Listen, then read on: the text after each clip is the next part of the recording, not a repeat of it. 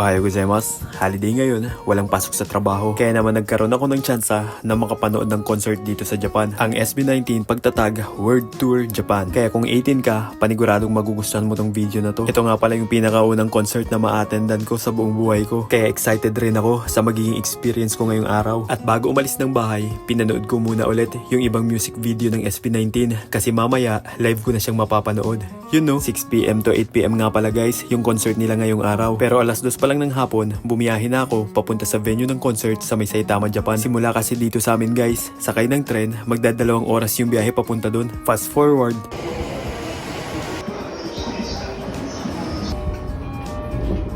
Sa kalagitnaan ng biyahe, nagkita kami ni Ate Pauline. Pareho kasi yung daan namin, kaya sabay na kami bumiyahe. Pag siya nga yung kasabayan ko, hindi na ako gumagamit ng Google Map. Matagal na kasi siya dito guys sa Japan, kaya alam niya yung pasikot-sikot. At gantong oras nga, ay nakaramdam kami ng gutom. Pareho pala kami hindi pa nanananghalian. At sakto, kasi nadaanan namin tong Jack and the Donuts. Nalibre pa nga ako dito ng donut ni Ate Pauline.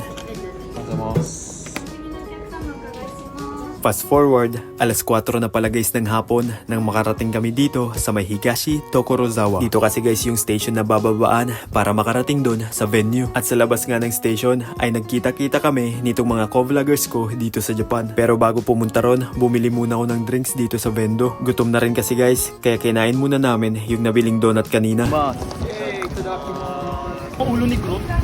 Simula nga pala guys sa may train station, naglakad pa kami papunta dito sa venue. Aabuti ng mga nasa 10 minuto pa. At mga ilang minuto pa nga guys, ay nagsidatingan na yung ibang co-vloggers dito sa Japan. Halos kasi kami yung sabay-sabay mamaya sa pagpasok at panonood ng concert. Shoutout nga din pala sa mga nakilala kong solid followers natin dito sa Japan. At habang naghihintay, nakita ko rin si Bojo Sensei. Namigay pa nga siya guys ng kutsinta. Tagal ko na rin hindi nakakain ito.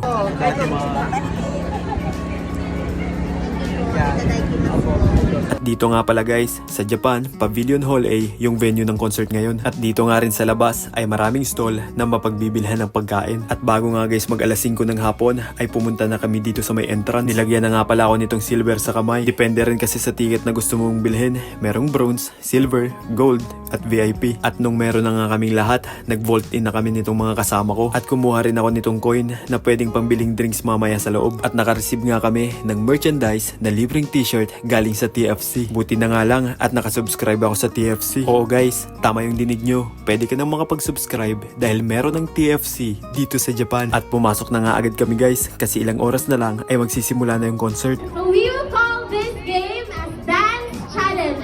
At habang naghihintay ay nagkaroon muna ng dance challenge. At kung sino ang pinakamagaling humataw sa Gento ay siyang mananalo ng round trip ticket to Pinas galing sa Philippine Airlines. Kung marunong nga lang din ako guys sumayaw, siguro nagigento rin ako ngayon dyan sa may stage. Yun no? Comment nyo nga guys kung sino sa tingin nyo ang nanalo dito sa dalawa ng round trip ticket to Pinas galing sa Philippine Airlines. Nakakatuwa nga guys itong bitbit ni nanay na Josh, isang kindat naman dyan. At karamihan ngang nakita kong 18, merong bitbit nitong dinig kita.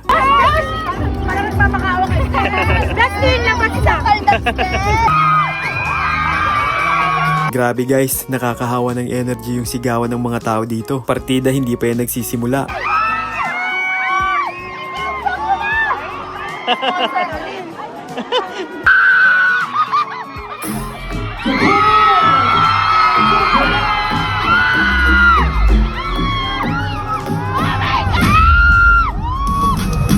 At sakto nga guys, alas 6 ng gabi, lumabas na yung SB19. The long wait is over. Get in the zone! Right!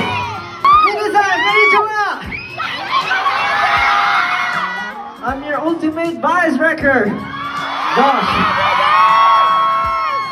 Konnichiwa Japan, kumusta mga Pinoy? Kumusta mga Pablo Des? Bossy Pablo, let's go! Konbanwa, I'm Justin. Minasan, konnichiwa! I'm your forever boyfriend, I'm Stell. 皆さんこんばんは。